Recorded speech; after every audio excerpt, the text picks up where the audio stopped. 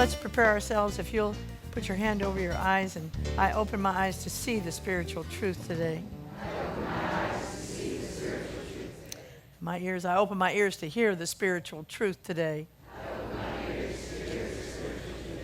Now if you just put your hand over your heart and extend out your arms, I open my heart to receive the spiritual truth today.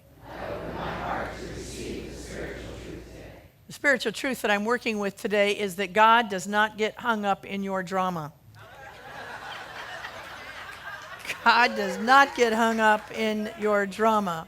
Now, by that, I don't mean that God doesn't recognize your feelings, because God does recognize your feelings, but God doesn't elevate it to a theater production. You know how we do? We elevate it to a theater production. Because here's what happens. When we get into drama, it zaps our creativity.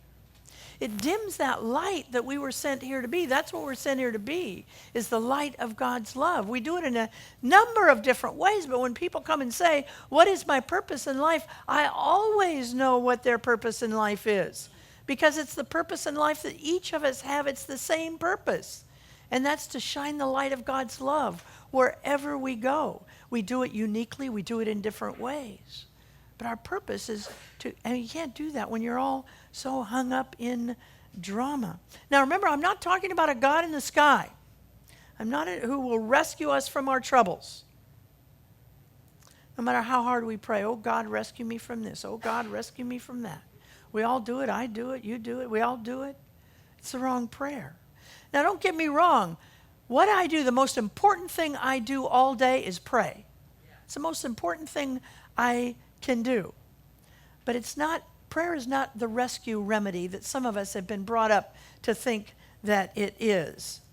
See, God doesn't have its eye tuned to a bell. God's not our bellhop, just running out and rescuing us. God is an essence of love. God is an essence of love. My prayer is for me to tune my ear to the understanding that God's already present in my life. God's already answered whatever prayer I need before I even pray it. That's what my prayer is all about.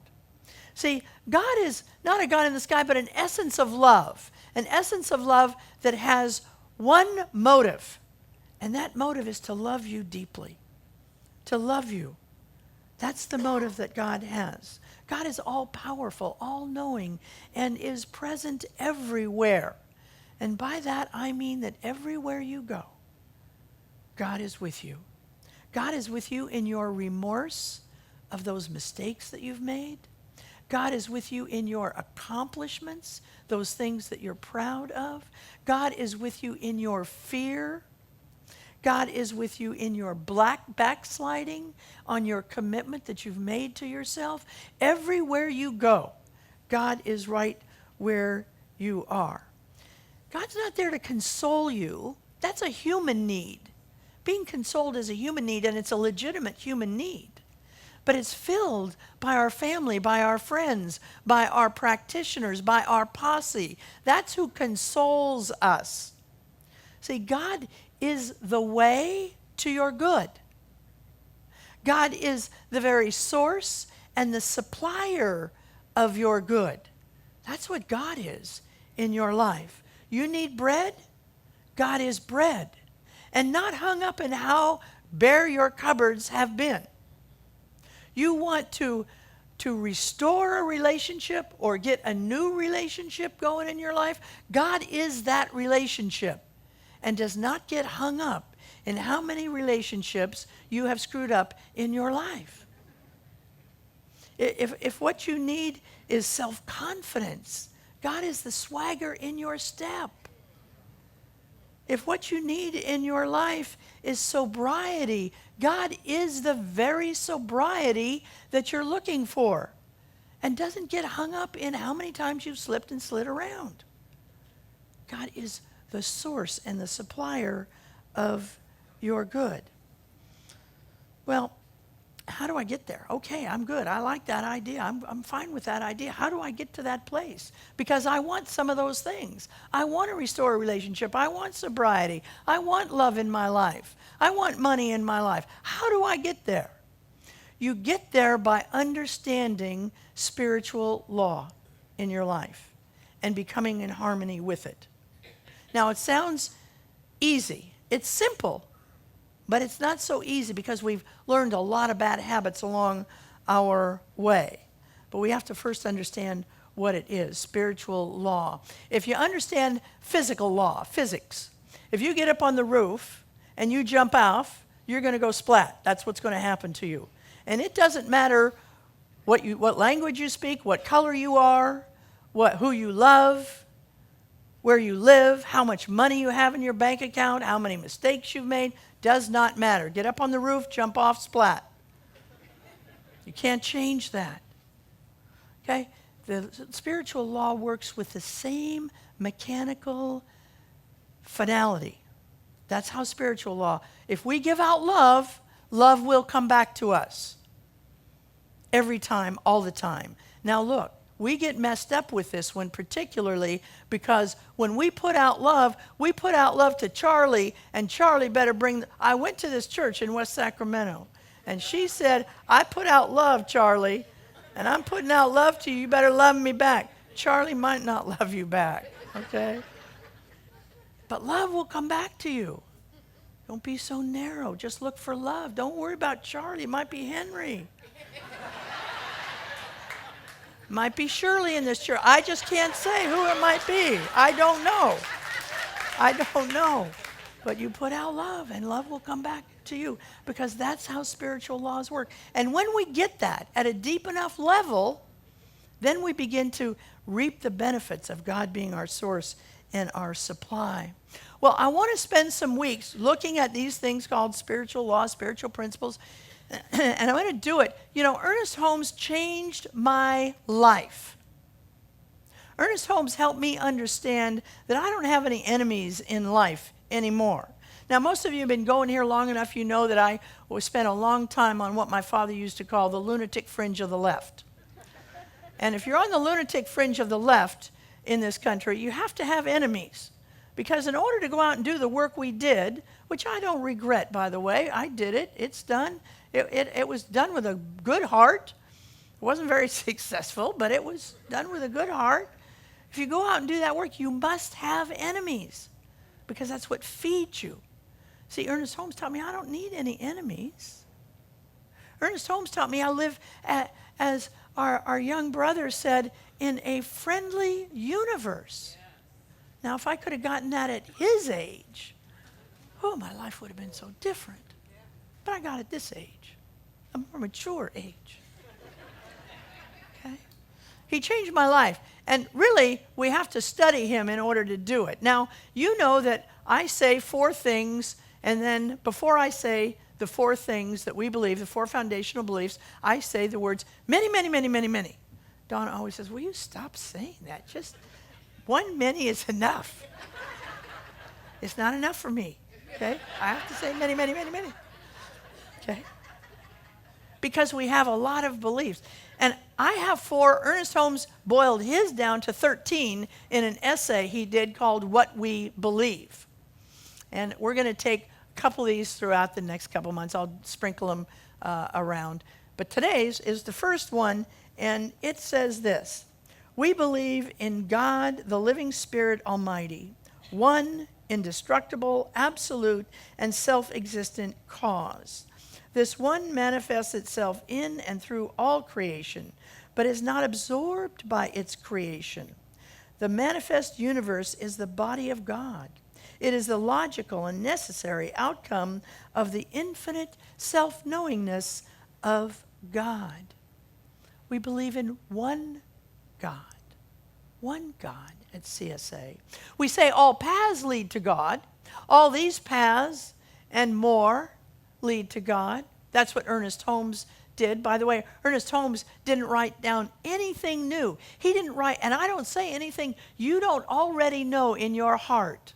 When you come away from here and say, oh, that was a really helpful sermon, what I have effectively done is to stimulate something you already know, because you already came here with all of this information. What Ernest Holmes did was he just organized it in a way that we could understand it But even with him, he uses a lot of words to say some stuff. So what we want to remind ourselves is we believe in one God. See, we believe Jesus when he said, our Father, not my Father, but our Father. See, we're not a church that believes that Jews have a God and Hindus have a God and Muslims have a God and Catholics have a God and Christians have a God and Taoists have a God or earth-based tradition. We believe in one God, many paths to that one God. And most of those paths were designed based on geography and culture. That's how they got those paths. But it's the same God. Religious science, we have a culture. And our culture actually is best reflected. It doesn't come from it. It's best reflected in the words of Paul, be ye transformed by the renewing of your mind. Your mind. That's where we focused. We talk about our theology is called science of mind because we know that's the doorway with which we can understand these spiritual principles that we have. And when we allow that one God to get in through our mind, that indestructible causing God to get into our mind, then we can begin to get the ideas that will fulfill us 100% with our success. He says it's one indestructible cause. And it's important that he starts out that way because so many of us, practitioners and ministers and congregation alike, we still slide back into that idea that we can make God mad. You cannot make God mad. No matter what you've done, what you might do in the future, what you might be doing right this minute, you cannot make God mad. And that's important for us to know because so many of us grew up with those ideas that if we did something, God would be upset with us. Oh, you just made God mad. No, you did not. See, those rules were made by religions. Religion wasn't approving of something you did. But God is not religion. God can be a way, a religion can be a way to God, but religion is not God. When we say this, we keep clear that our one indestructible cause is causal. Causal.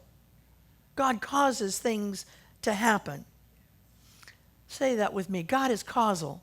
God is causal. See, now here is where we get tripped up. We think God causes good things to happen to us, and somebody else causes bad things to happen to us.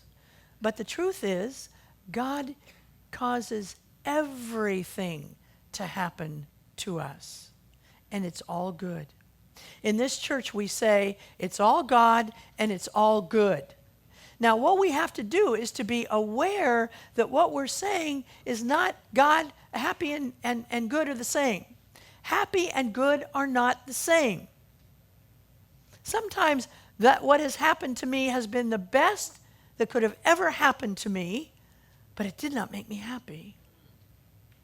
You know, when I was a practicing alcoholic, it did not make me happy. The things that I put my family through, the career that I ended by being an alcoholic, that did not make me happy. It was the very best thing that ever happened to me.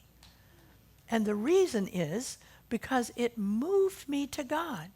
It got so bad that I was willing to look for help. And the only real help that I could get was through my higher power. So we want to make sure that we understand that as we look at this theology, we understand that good and happy are not the same thing, but God causes all good to happen in our life. And when we better understand that, we understand that God is everything.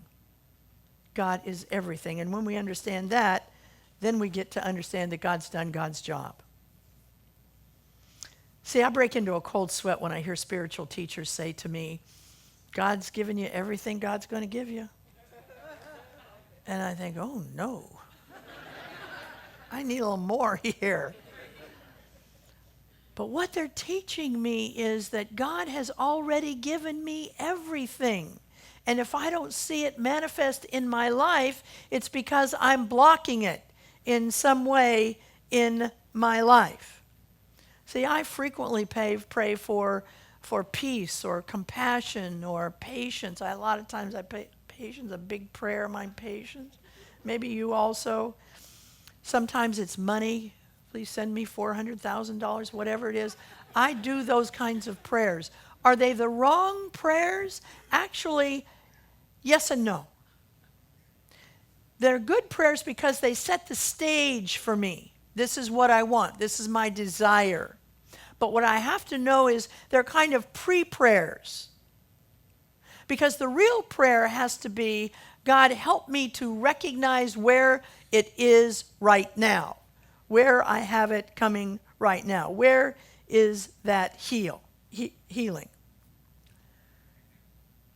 Nothing I can teach you this morning will bring more God to you.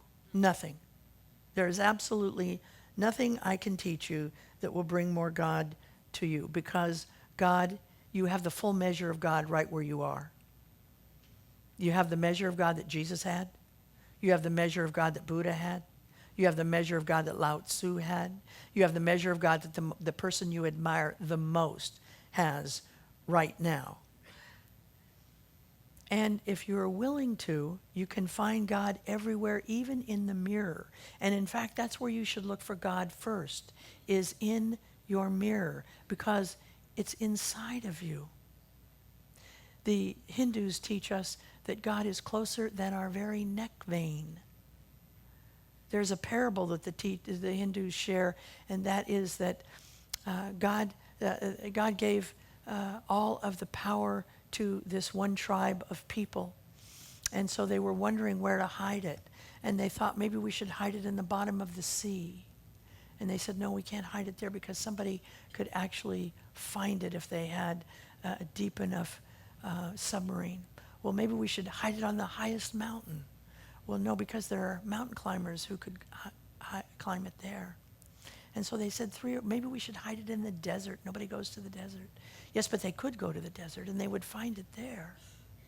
Where can we hide it?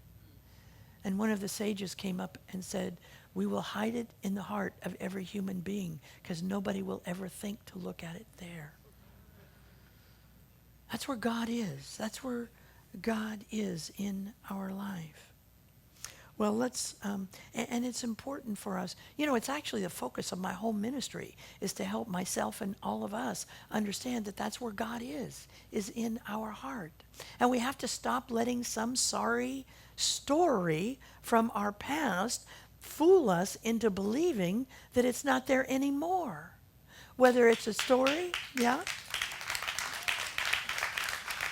Whether it's a story from your personal life or your cultural life or your racial life or your familial life, there is no story that can take the presence of God outside of you.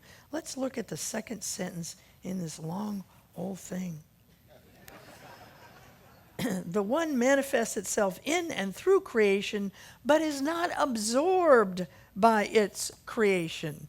But is not absorbed by its creation. First of all, it says through all of creation. And it's just a reminder that Ernest Holmes wants to know that it's in every one of us. Doesn't matter what your address is.